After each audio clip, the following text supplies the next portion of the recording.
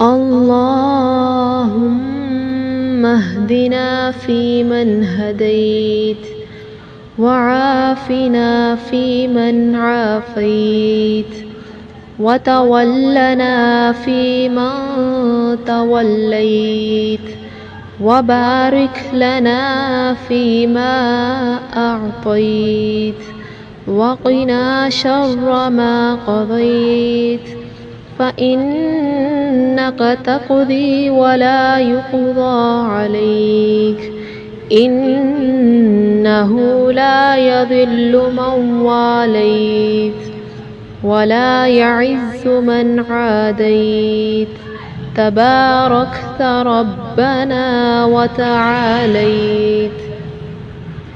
نستغفرك ونتوب إليك، وصلى الله على النبي الكريم. اللهم اغفر لنا وللمؤمنين والمؤمنات والمسلمين والمسلمات، وألف بين قلوبهم، وأصلح ذات بينهم، وانصرهم على عدوك وعدوهم.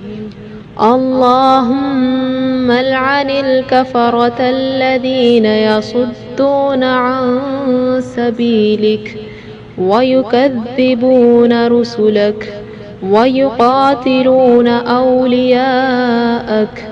اللهم خالف بين كلمتهم وزلزل أقدامهم وشتت شملهم وفرق جمعهم وخرب بيوتهم ودمر ديارهم وكسر أعمارهم وقرب آجالهم، وأنزل بهم بأسك الذي لا ترده عن القوم المجرمين.